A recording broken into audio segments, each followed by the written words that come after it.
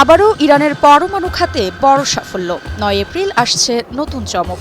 Iran গত কয়েক মাস ধরেই একের পর এক পারমাণবিক অর্জন বিশ্ববাসীর সামনে উন্মোচন করেই যাচ্ছে, যা দেখে ক্ষোভে জ্বলছে মার্কিনিরা।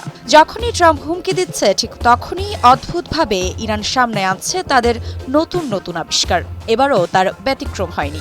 গত কয়েকদিন ধরেই শোনা যাচ্ছিল মার্কিন প্রেসিডেন্ট ডোনাল্ড ট্রাম্প ইতিমধ্যে ইরানকে কেন্দ্র করে সেরে ফেলেছেন যুদ্ধের প্রস্তুতি। ঠিক তখনই বরাবরের মতো ইরান জানালো নতুন তথ্য।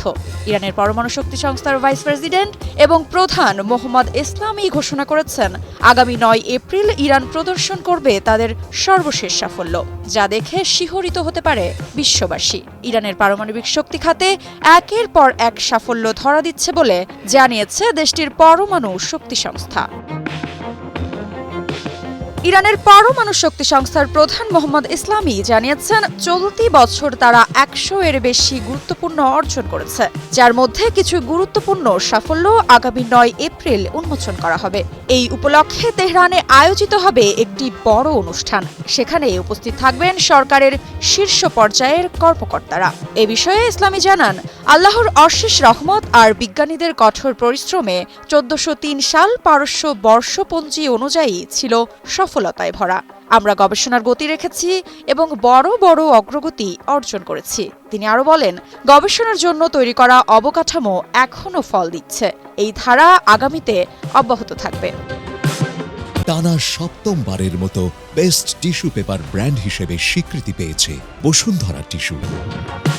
এর আগে মাটির নিচে ভূগর্ভস্থ ক্ষেপণাস্ত্র ঘাঁটি উন্মোচন করে বিশ্বকে তাক লাগিয়ে দিয়েছিল ইরান, যা থেকেই মূলত ভয় ধরেছিল পশ্চিমাদের মনে, যেখানে মজুত করা হয়েছে শত শত ক্ষেপণাস্ত্র। প্রতিপক্ষের গোয়েন্দা নজরদারি এড়িয়ে ক্ষেপণাস্ত্রের এই শহর গড়েছে পারস্য উপসাগরীয় দেশটি।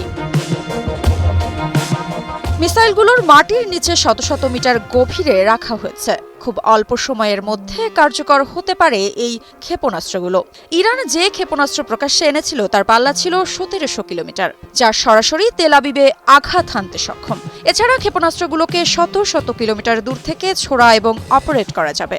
সেই সাথে সমুদ্রের অনেক দূরের লক্ষ্যবস্তুতে আঘাত হানতে সক্ষম এই মিসাইল সিস্টেম।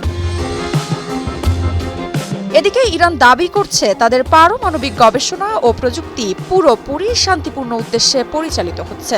তবে এ নিয়ে আন্তর্জাতিক মহলে রয়েছে নানা আলোচনা সমালোচনা। বিশেষজ্ঞদের মতে, ইরানের এমন ঘোষণায় রাজনৈতিক বার্তাও রয়েছে। তারা চায় বিশ্বকে দেখাতে যে কোনো চাপেই তাদের বিজ্ঞান চর্চা থেমে নেই।